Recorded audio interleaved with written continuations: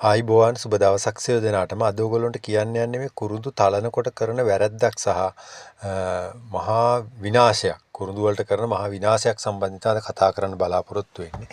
ඉතින් මම Facebook එකේ සහ YouTube එකේ ගොඩක් වීඩියෝ බලනවා. ඉතින් ඒ අතර මම යම් වීඩියෝ එකක් දැක්කා කුරුඳු අගිස් තලන විදිය වීඩියෝ කරලා තිනවා. යම් page එකක් මම page එක mention කරන්නේ නැහැ. ඔයගොල්ලන්ට screen print එකක් මේකේ දාලා තියෙනවා. කුරුඳු අගිස් තලනවා හූරන්න නැතුව. ඉතින් මේ කුරුඳු සත්තුන්ට කන්න හදන දෙයක් නෙමෙයි, මේක මනුස්ස පරිභෝජනයට හදන දෙයක්. එතකොට මේක ඊටමත් පිරිසිදුව හරි පිළිවෙලකට කරන්න ඕනේ. මේක ගොඩක් වෙලාවට විදේශ වෙළඳපොළ සඳහා තමයි ඉදිරිපත් කරන්නේ. ඉතින් මේක සාමාන්‍ය මේ බිම හදාන එකත් දැන් ඉස්සරහට අඩු වෙගෙන යනවා. ගොඩක් වෙලාවට මේසවල තමයි කුරුඳු සුද්ධ කරන එක, තලන එක, හන්දි කරන එක කරන්නේ. ඉතින් බිම ගොඩක්ම ඒක අපිරිසිදු වෙනවා. විස බීජ යනවා. ඊට අමතරව එක එක පුස් වර්ග ඇති වෙන්න පුළුවන් විදේශ වෙළඳපොළ සඳහා මේවා යනකොට. දැකපු පළවෙනි දේ තමයි අගිස් හූරන්න නැතුව තලනවා. අගිස් හූරන්න නැතුව තලලා හන්දි කරාම ඒ කුරුඳු වල හැම කූරක්ම චෙක් කරන්නේ. ඉස්සර ගොඩක් අය මේවට කම්බි, යකඩ කෑලි, ඇන, රේසර් බෝල, ගල් කැට දම කුරුඳු බර වැඩි කර කර විකුණනවා. දැන් ඒවා මැෂින් වලින් අහුවෙන හින්දා දැන් ඒ වැඩේ කරන්නේ.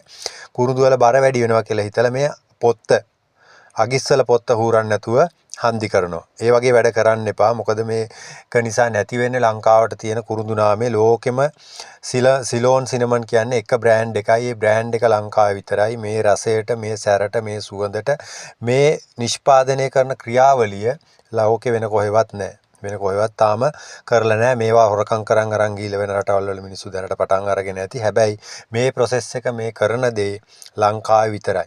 එතකොට මේකේ තියෙන වැදගත්කම හරියට තේරුම් ගන්න ඕනේ. 2.50 මිනිස්සු මේවට ඇවිල්ලා ඒවා මේ social media වල ප්‍රොමෝට් කළා. ඒවා වලින් ලොකු දෙයක් ලබන්න බෑ.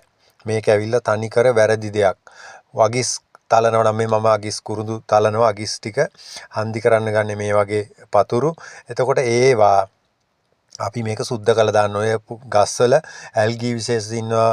ඊට අමතරව පොතු වල එක එක මයිටාවෝ සත්තු හැදිලා ඉන්නවා. ඉතින් ඒවා අපි ඒවත් එක්ක කුරුඳු හන්දි කරොත් ඒ වගේ හානිය අපිටම තමයි එන්නේ. මිනිස්සු ආහාර පරිභෝජනයට ගන්න ඒවා ආයි පිරිසිදු කරන්නේ.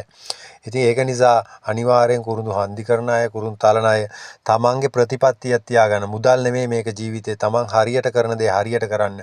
රුපියලක් හරියට උපයනවා නම් ඒක තමයි හිත සාධාරණ වෙන සහ තමන් කරන රැකියාවට අවංක දෙයක් කරන්නේ.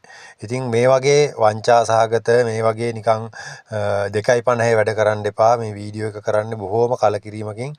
මේ ශේෂ්ත්‍රය විනාශ කරන කිහිප දෙනෙක් ඉන්නවා. ඉතින් හැමෝටම කියනවා මේක තේරුම් අරගන්න. මේකත් අවබෝධ කරගෙන ඔයගොල්ලෝ කුරුඳු තලන දේවල් කරගෙන යන්න. හැමෝටම සුබ දවසක් කියලා ප්‍රාර්ථනා